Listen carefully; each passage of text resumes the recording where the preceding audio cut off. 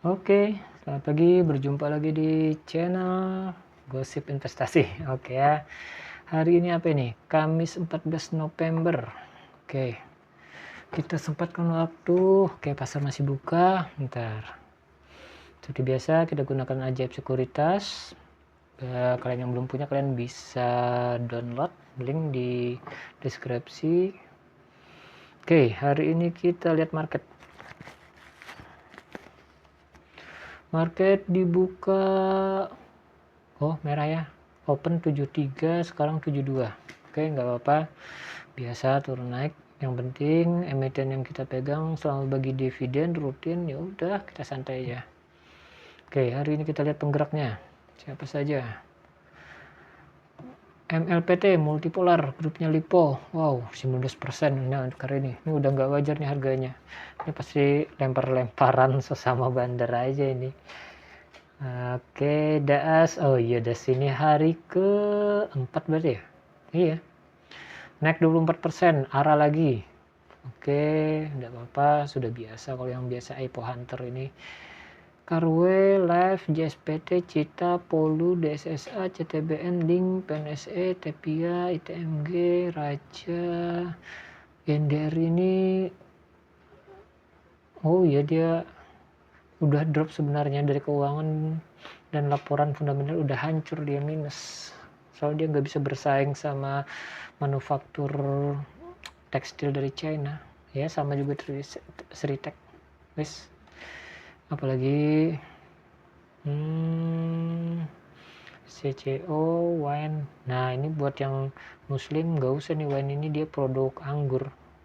Oke. Top gainer naik. Oh dia baru IPO 20%, DAS 20%, pasti arah ini. Dart 23, PNSE, taksi 6, multipolar, Polu, Link, Pipa, NCM, Padi, Ikai, Clay, Carwe, JSPT, Sofa. Oke, ini papan lapis kedua penggerak IHSG kita. Kita lihat pemberatnya. Top loser. Mana ini? Bentar. Top loser. Oke.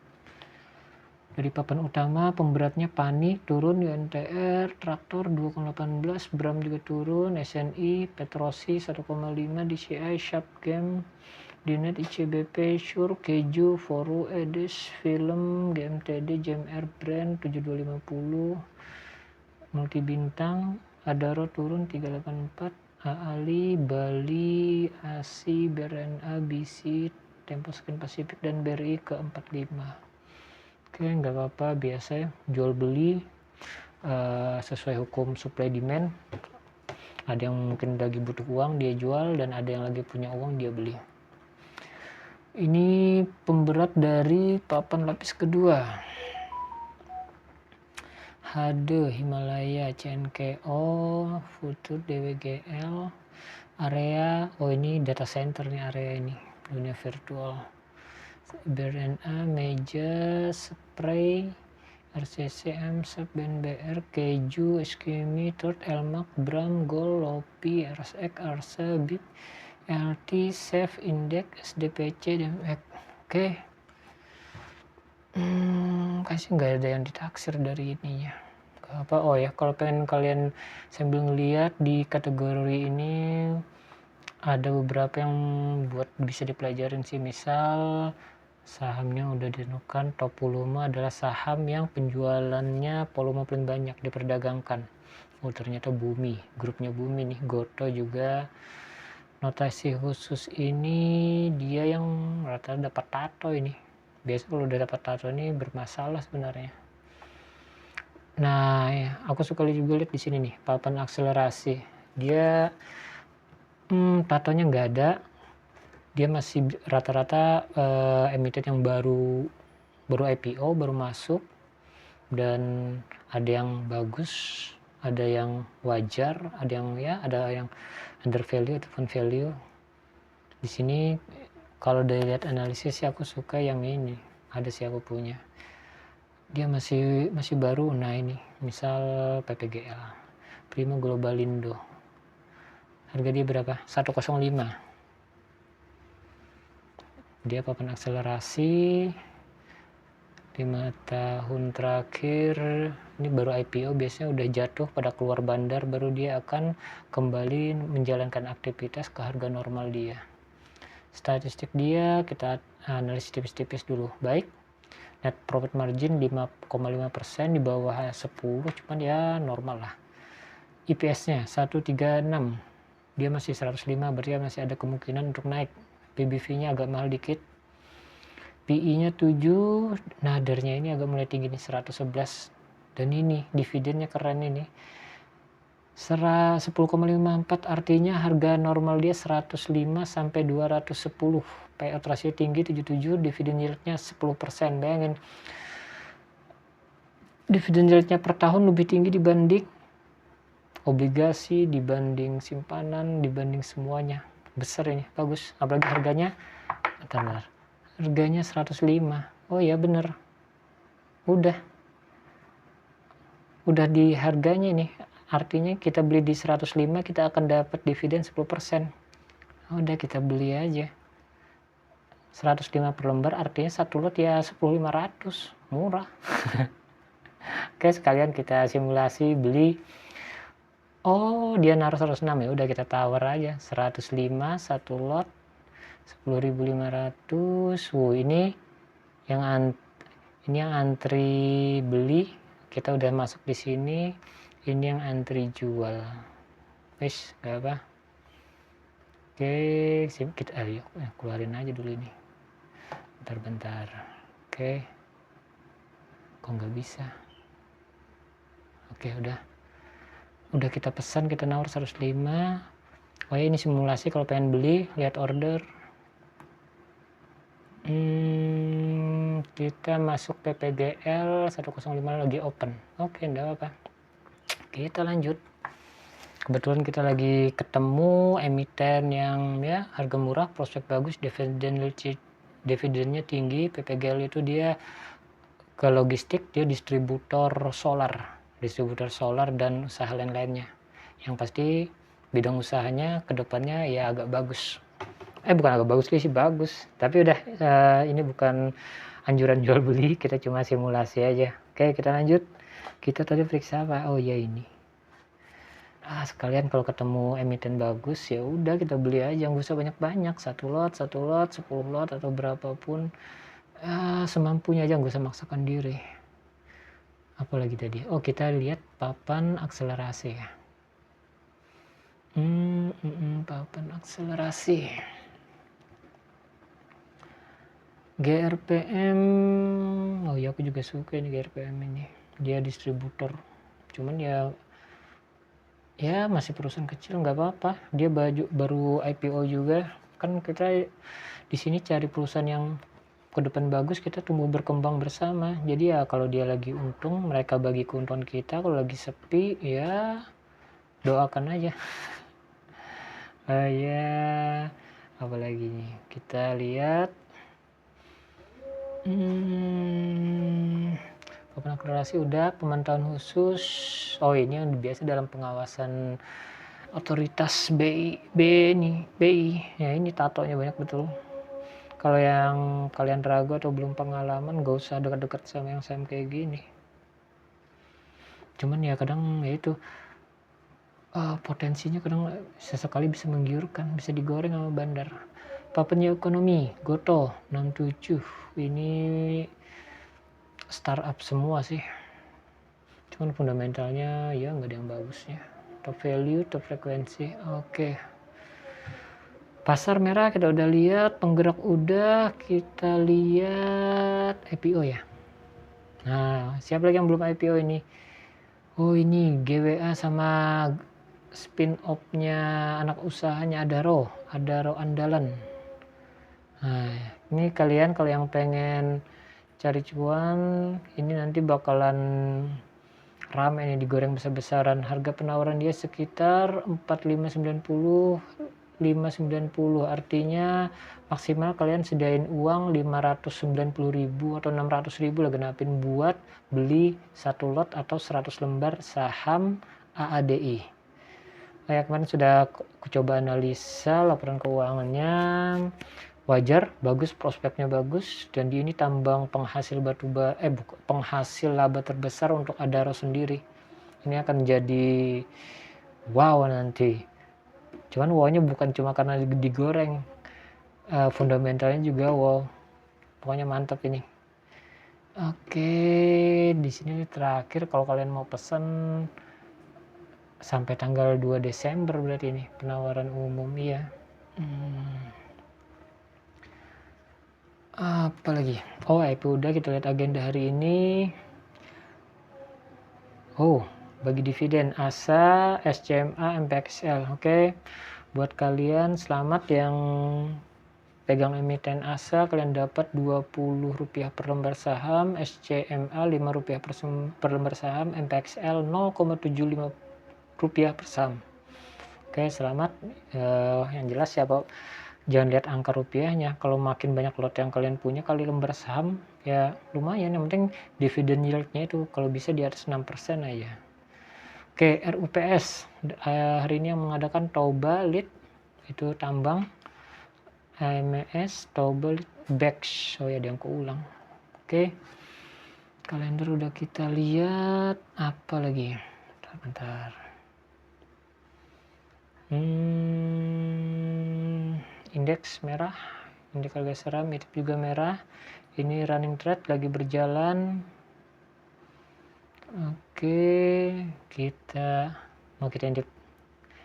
intip toko kita bentar ya.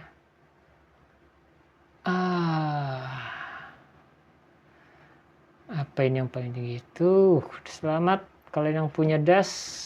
Hari ini DAS dibanding hari pertama udah naik 143%. Oke.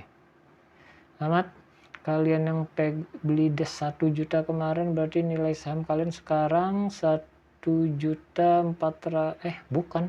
Oh, malah 2 juta 4. Iya. Udah 100% lebih nih, hampir anggap genapin 150 lah, 150%. Bila kalian beli 1 juta, sekarang nilainya 2 juta 430. Kalian yang beli saham DAS 1 miliar, sekarang 2 miliar separuh. Wow. Ini yang bikin pusing dukun-dukun yang biasa itu. Dukun yang bisa gandain uang, bingung mereka. Padahal ada tempat buat menggandakan uang ya di pasar saham ini. Cuman itu sekali lagi sorry, bukan ngajarin buat yang aneh-aneh. Cuman sebenarnya memang ada dimana tempat menggandakan uang ya di sini pasar saham. Cuman ya sekali lagi fokus kita bukan itu. Kita ya murni investing buat niat kita ibadah, ngebantu saudara-saudara kita buat buka lapangan kerja. Kalaupun beggar kayak gini sih ya anggap hiburan kecil aja. Oke, selamat kalian yang punya DAS udah naik 143%. Nah ini kapan masuk kapan keluarnya ini yang kita harus tahu. Kalau para trader penjudi sih dia pasti pengennya naik sampai ribuan persen. Kalau kita yang memang aliran fundamental ya kita udah tahu kapan harus keluar. Kita harus keluar pada saat harga 2.600 atau di atasnya atau hampir mendekati itu, karena harga normal dia hanya sampai 2.600. Harga sekarang 2.100, berarti masih ada Rp500 lagi per lembar. Kalau udah nyentuh itu harusnya sih dijual kalau pengen aman, karena setelah itu kita nggak tahu bisa naik bisa turun. Kalau turun itu berarti udah dibanting bandar, kalaupun naik berarti bandarnya masih pengen goreng lagi. Karena bidangnya bagus ini, bidang energi, narasinya bagus, fundamental laporannya sih agak mendingan. Cuma satu kekurangan dia yaitu di sini. Mana tadi? Oh keluar aku ya, bentar, masuk lagi. Nah ini kekurangan dia sebenarnya ada di sini. Dia 209. Harusnya jangan sampai segitu kalau perusahaan bagus. Kalau perusahaan bagus itu kurang dari 100. Ini 209 artinya dia saat ada likuidasi udah selesai. Selain itu juga gosipnya, isunya pengendalinya adalah pengendali APEC yang saat ini harganya kalau kalian pengen lihat Ntar kita keluar dulu, kita cari APEC ya. Nah, ini kita lihat cari APEC. APEC ini perusahaan bidang energi juga, bukan pakai X. Ini berapa harganya sekarang? 134. Wow.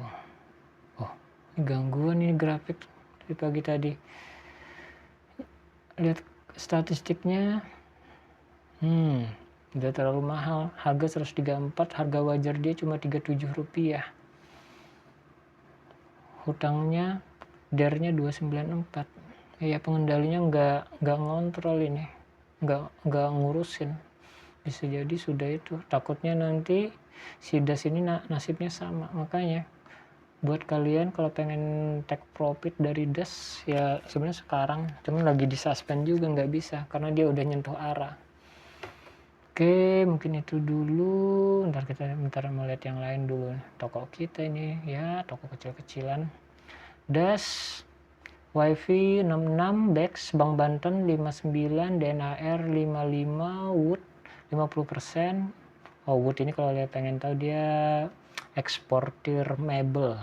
Pangsa pasarnya dominan ekspornya itu. Enak yang kayak gitu-gitu yang fokusnya ekspor aja kalau bisa. Adaro naik 49 ya, ini misal kayak Adaro ini kita akan dapat 2 keuntungan. Kenaikan capital gain dan dividen setiap tahun. Setahun 2 kali kalau Adaro. Itulah seninya kita investasi di pasar terbesar yaitu pasar saham Indonesia. Oke, kita udah lihat, udah kita ya ngintip-ngintip bentar. Cuman itu jangan lihat selalu untungnya karena pasar saham ini ya kerugiannya juga ada. Kalau ya itu kalau kalian salah analisa, terlambat menganalisa juga bisa, atau tidak mampu mengendalikan psikologi, udah kalian bisa boncos banyak. Jadi hati-hati aja. Tapi itu tadi walaupun kita bisa analisa, kadang kita nggak ada yang tahu masa depan. Pernah kan misalnya kayak aku analisa satu emiten, dari segi fundamental laporan keuangan dia udah bagus, ke depan selama tahun berjalan kemungkinan saat ada masalah entah internal di perusahaannya atau apa kita nggak tahu, tiba-tiba saat kuartal selanjutnya laporan keuangan terbit laba dia ngedrop, ya udah harga saham pasti akan turun karena biasanya investor pasti kabur saat ada gejala penurunan laba atau memang ada insider mungkin dia udah dapat bocoran laporan keuangan terlebih dahulu sehingga sahamnya turun. Nah itu benar-benar di luar ranah kita karena kita belum melihat laporannya. Ya anggap aja itu bagian dari resiko sebuah investasi. Cuma ya itu tadi kalau kita yakin perusahaan kita bener, pengalaman dia membagi dividen rutin setiap bagus dan manajemen juga bagus, kedepannya biasanya bagus. Cuma kalaupun memang ada gangguan-gangguan sedikit, kadang berita-berita negatif ya anggap biasa aja itu. Oke, kita lihat berita aja lagi. Bentar, kita sambil ngopi dulu.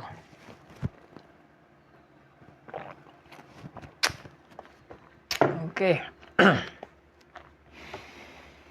Oke, ada berita apa hari ini?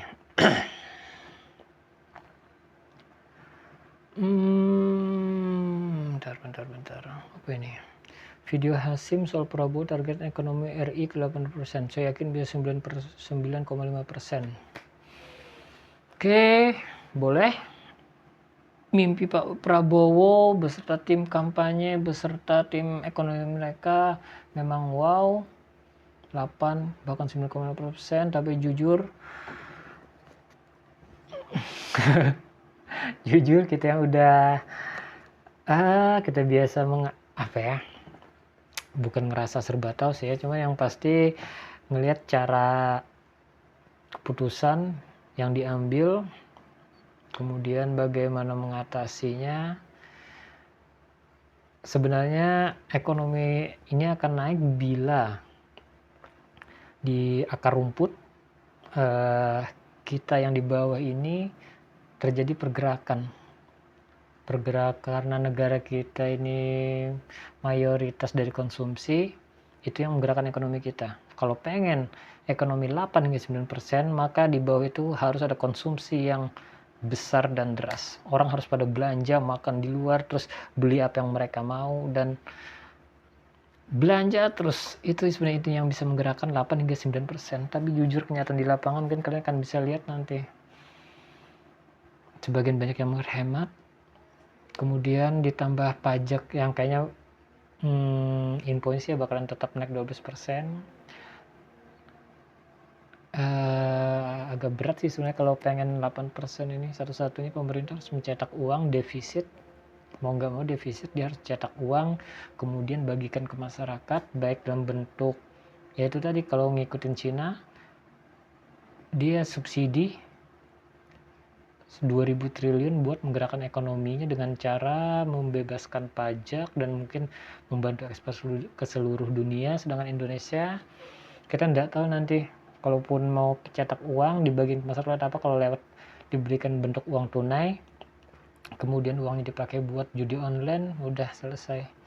Tapi ya kita lihat aja, moga tercapai target 8,9% ini, karena bila ekonomi kita 8 hingga 9%, otomatis pasar saham kita akan naik nanti. Lihat aja akan ada uang deras yang masuk ke bursa efek dan emiten-emiten kita akan ya dibanjirin uang lah.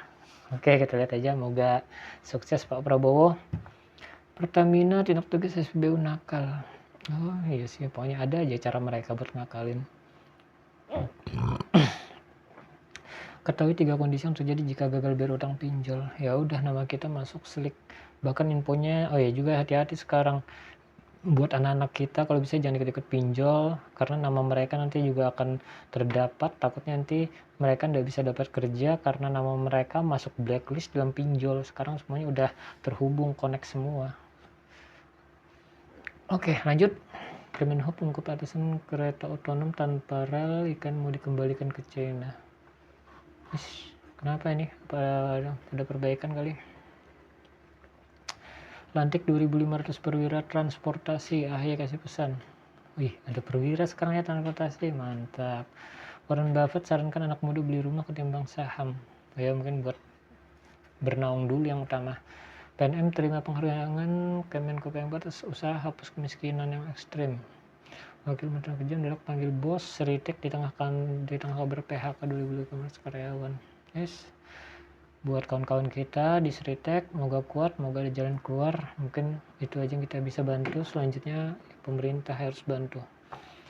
Alasan KKP usulkan ikan kaling dukung makan bergizi gratis Prabowo. Nggak apa-apa sih.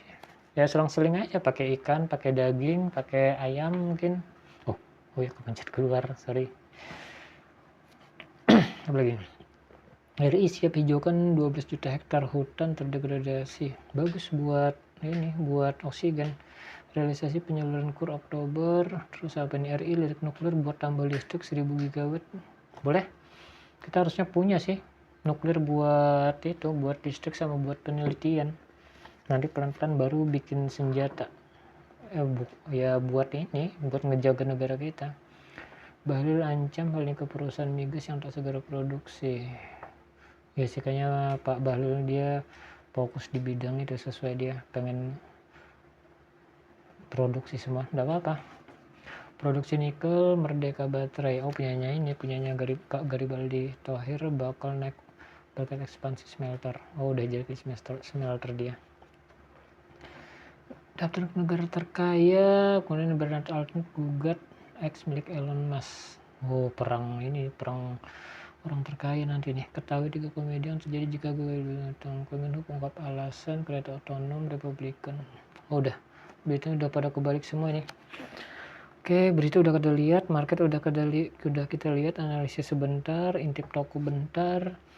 Kita tutup aplikasi, batal. Oh ya, kita ke RTI aja. RTI.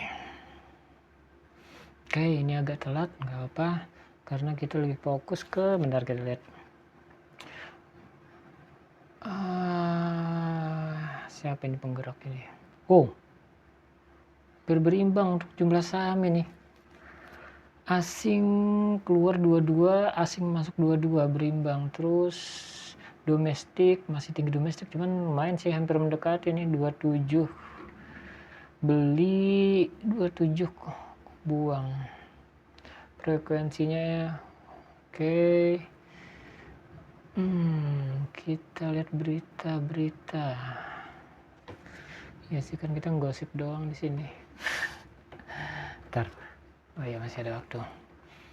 Tepia perluas bisnis logistik, akuisisi 4 kapal. Oke, dia mau nambah itu kali, nambah jenis usaha. TLDN kucurkan belanja modal 107 miliar. Donald Trump tunjuk soal kontroversi sebagai direktur intelijen. Tengah kurs cara buka deposito. Prediksi Yunani versi Inggris. 4 klub raksasa siap tuntut kompensasi. Penjualan motor nasional naik, jenis yang paling laris. Prabowo dukung solusi dua negara selesaikan Palestina. Ya, moga cepat selesai di sana, kasihan. Jalin menyatakan merchant, pemerintah ajak ATM, CMB niaga, telah seluruh pembiayaan dashboard Kibu Tafel akan didukung rencana pemerintah. Java prediksi permintaan daging naik. Ya, isunya kan buat makan siang gratis ya. Venezuela berhasil. Simak rekomendasi Samindo Tambang Raya, gugatan dari lender terus bermunculan, mantan rektor game ketua dewan, kabar duka rektor game meninggal, TLDN optimis kenaikan laba, terus supply Paraguay, harga emas IHSG sebulan minus, Antam rekomendasi. Oh ya, untuk rekomendasi ini kadang kita harus berpikir pola terbalik. Kadang ada analis yang menyarankan buat beli, siapa tahu dia yang mau jual. Jadi ya itu, kalian tetap harus lihat fundamentalnya, narasinya, nggak terlalu mentah-mentah. Soalnya biasanya kalau ada yang nyarankan jual itu berarti ada yang mau beli, atau ada sarankan beli itu ada yang mau jual. Jangan kejebak, jadi harus kebalik pola pikir kita. Cuan 20% setahun, mayoritas Asia menguat. Selamat. Punya kita merah. Harga Antam 11.000. Masalah Cina Prabowo dikasih data pertahanan kedaulatan, 5 tewas mulai tahu kerumunan. 14 emiten come dividen hari ini sampai pekan depan. Selamat bagi kalian yang ini rame kayak ini, ada 14 emiten nanti yang mau bagi dividen interim. Wow, apa aja nih? Asa, ini dia mau bagi dividen juga nanti. Asa, SCMA, MPXL, Logistik, MKMDS, Teradata, Aksio. Ada juga Aksio ya, FVCT, wis mantap. Toto juga ada. Apa lagi? BCA juga, BCA interim. BRAM, Toto, ulang JTI, Boba, SPTO, SKRN. Nah ini artinya akan ada 14 emiten yang bagi dividen, dan bursa efek kita akan dapat kucuran uang baru karena mereka yang dapat dividen ini ya selama mereka nggak pakai dia akan belikan saham lagi. Itu yang akan membuat indeks harga saham gitu tumbuh normal. Tahun ini mungkin berapa dividen berapa emiten ngasih dividen, terus nanti mungkin tahun depan atau berapa bulan ada lagi, terus itu yang akhirnya saham kita pasti naik ke depan pasar saham. Oke, selamat buat kalian semua yang bakalan dapat dividen. Oke, ya ini enaknya kita sambil invest, bantu saudara-saudara kita tanam saham di perusahaan-perusahaan yang bagus, dan setelah mereka 1 tahun berusaha ada keuntungan mereka bagi ke kita. Itu enaknya. Jadi semua sama-sama happy, nggak ada yang dirugikan. Yang penting kita sebagai retail ya bantu doa aja sih. Bantu doa buat supaya emiten yang kita punya berjalan normal, operasionalnya, manajemen sama mungkin direktur, komisaris semuanya pada sehat-sehat semua biar bisa tetap cari cuan. Oke, lanjut. Udah habis kita gitu ya ke IDX ya, IDX Mobile. IDX Mobile. Bentar. IDX, ya ini. Ya ngobrolin IDX, misalnya jika ada yang tanya itu ya, seandainya kita diminta buat berlangganan untuk broker Sumari perlu enggak? Ya kalau aku pribadi sebenarnya nggak terlalu berguna. Cuman buat kalian yang trader, bandarmologi, iya perlu banget broker Sumari buat memantau pergerakan asing, baik jumlahnya dan siapa-siapa yang asing yang masuk perlu. Cuman kayak kalau kayak aku sih pribadi retail nggak terlalu ngurusin. Sementara biaya berlangganannya sekitar 39 atau kita genapin 40.000 per bulan. 40.000 per bulan sebenarnya banding buat berlangganan yang nggak terlalu kita perlu, lebih baik belikan itu 40.000 belikan saham. Misal gini 40.000 itu kita cari aja berarti saham yang harga per lembarnya sekitar 400 rupiah ya. Oke. Jika aku diminta dengan 400 rupiah per lembar, berarti per bulan lebih baik beli satu lot. Bentar kita cari yang range harganya masuk aja ya.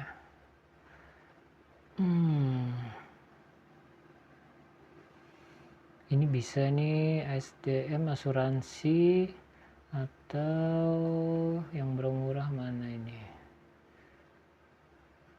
Kalau bisa yang itu sih, yang harganya 400-an kemudian bagi dividen, itu yang bagus. Ntar kita cari lagi.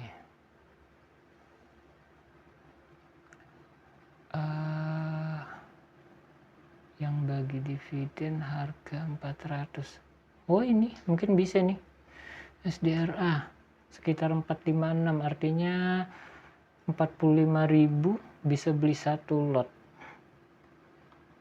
45.000 satu lot di bidang keuangan bagus dia. Lihat NPM-nya 14, IPS-nya 452. Udah masuk harganya ini. Dan itu dia tiap tahun bagi dividen. Ya jika aku mungkin dibanding berlangganan itu 1 tahun, sebulan dapat satu lot aja beli. Dari tahun berapa tuh dia? Dari tahun 2016, 17, 18, 19, 20, 21, 22, bahkan COVID dia tetap bagi 22, 23, 24. Udah mendingan yang kayak gini aja, lumayan tiap tahun dapat dividen dibanding berlangganan tadi. Tapi itu ya sarannya sih. Oke, kita lanjut ke mana tadi? Kita lanjut ke IDX Mobile. IDX Mobile. Kita lihat beritanya, Financial News. Erick Thohir melakukan kerjasama BUMN Amazon. Wis mantap. NID perkuat hilirisasi batubara ekosistem. Oh ini holding pertambangan Indonesia nanti ini. PNM menunggu penghargaan. Menteri PKP siapkan hunian. OJK sebut masa depan perbankan digital. Saham LPT terus melaju kencang. Oh iya, rawan koreksi udah ini. Naiknya udah gila-gilaan. Nggak wajar harganya. Jauh di atas harga wajar, benar-benar over value udah ini. AS bantu Indonesia kembangkan bursa karbon, saham Raja melambung, super keren, tebar dividen. Oh ya ini alat berat, terancam alat berat kalau nggak salah, keren. Portofolio pembeli BRI, bursa Asia melemah, ISG Goto catatkan saham multiple dapat kode Gotom. Nah kayaknya perlu belajar nih, belum tahu nih apa maksudnya Gotom, saham multiple. Artinya ada lapis keduanya apa, nanti kita pelajarin dulu. Aku baru denger juga ini saham multiple. Bapanas IHSG diproyeksi bergerak, Antam strategi PLN bantu capai pertumbuhan ekonomi disuspend. Oke, kita itu yang ngomongin apa ya, bentar. Oh iya, pengen ngomongin Zero Sum Game sebenarnya. Apa itu Zero Sum Game? Kita tanya sama Gemini aja ya. Apa itu Zero Sum Game? Apa itu Zero Sum Game?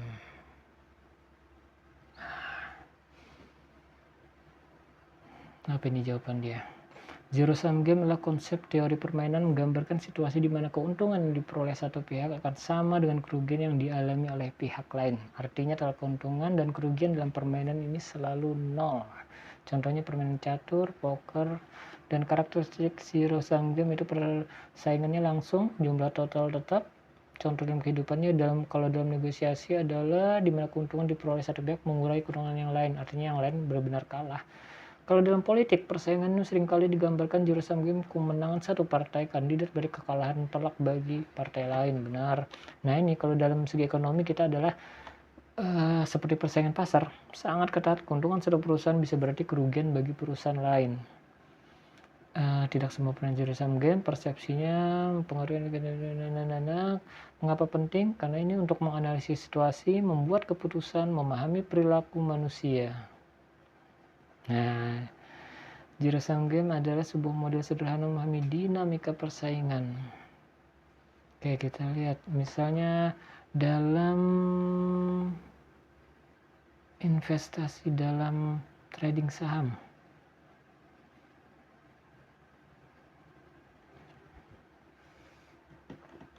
Kayaknya ngerti nggak ya? Zero sum game dalam trading saham. Seringkali akan trading, nah sebenarnya dengan terlalu menyederhanakan pandangan tradisionalnya. Oke. Intinya zero sum game adalah kemenangan di satu pihak dan kekalahan di pihak lain. Mungkin kalau dalam perdagangan saham adalah apa yang kita dapat adalah kekalahan dari investor yang lain. Itu biasanya dalam saham-saham gorengan. Jadi seandainya kalian yang trading dan main di saham gorengan, saat kalian ya misal profit 100%, itu artinya di seberang sana ada investor atau trader lain, bukan investor disebutannya, lebih ke trader dia. Soalnya kalau investor dia pikirnya pola panjang, dia nggak yang ikut trading, kita sebut trader aja. Jadi saat kalian seorang trader, kalian mendapatkan profit 100% dari perdagangan saham itu, maka sebenarnya di seberang sana ada trader lain yang kehilangan atau loss 100%. Itu yang dimaksud dengan konsep zero sum game. Jadi ya cuman ya karena trading juga sebenarnya ya pedagang, karena dia beli saat itu harga murah, kemudian saat ada yang menawar, oh iya benar, pembelinya kan udah antri di bawah itu. Sama misalnya kayak punya kita saat ini apa nih, yang kita jadikan kemarin contoh DAS kan. Oke, kita lihat DAS. Nah ini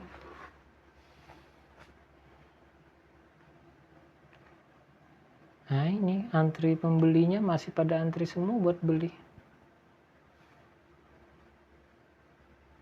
Ini mereka pada antri beli, nggak ada satupun yang jual. Bisa jadi tidak mau jual, yang pasti saat ini sih lagi karena disuspend. Oke, jadi di sini kita bisa lihat zero sum game konsepnya adalah perdagangan langsung. Nah, itu bedanya trading dengan investasi. Trading memang ya dagang. Siapa yang jual, mungkin dia sudah dapat keuntungan sehingga dia menjual, yang membeli dia membeli pengen dengan harapan akan untung, padahal dia enggak tahu ke depan. Dalam konsep saham dia, kalau dia enggak baca analisis, dia enggak tahu ke depan bener mau naik atau enggak. Dia nggak tahu sama sekali bener yang dia lakukan itu bener atau salah, atau misalnya seandainya ke depan seharga sahamnya turun karena dia nggak pelajari analisanya, ya sebenarnya resiko dia. Beda dengan investasi ya kita berpandangan jauh ke depan. Saat ini kita beli karena kita yakin perusahaan ini ke depan akan semakin membesar dan kita membesar bersamanya.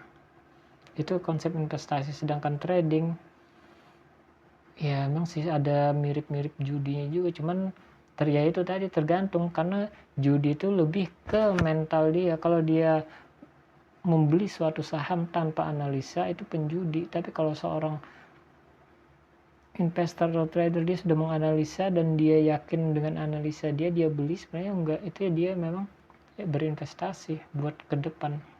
Jadi mungkin ya kalian bisa pisahkan lah antara penjudi dengan investor, jauh sih selisihnya. Cuman ya itu tadi, kalau memang dia mental penjudi, dimanapun dan apapun dia bisa bikin judi. Bahkan olahraga bola bisa dijadikan judi, pemilihan presiden, pemilihan kepala daerah bisa dijadikan judi dengan memasang harga atau mungkin patokan siapa yang menang, itu dia ikut itu ya. Itu jadi akhirnya penjudi itu sebenarnya kembali ke mental masing-masing, dan semua bisa dijadikan judi. Olahraga sepak bola yang harusnya sportif, nggak ada hubungan dengan judi, bisa jadi di luar sana dijadikan judi, dan itu emang realnya di lapangan. Oke, mungkin hari ini dulu cukup kita gosip-gosip sahamnya. Ya udah. Oh ya, biasa buat kalian yang subscribe, komen, like, kalian nanti di komen info aja, misalnya bang udah saya follow, yaudah nanti ku follow balik ya, kita saling bantu buat nambah subscriber. Kalau channelnya bermanfaat, mungkin ada saudara kalian atau siapapun yang pengen ya ngisi waktu sambil trading, sambil investasi atau belajar ekonomi, udah share aja channel ini. Oke, mungkin itu dulu, sekian, salam cuan, tetap stay in the market, nanti kita ngobrol-ngobrol lagi. Oke, baik kawan-kawan.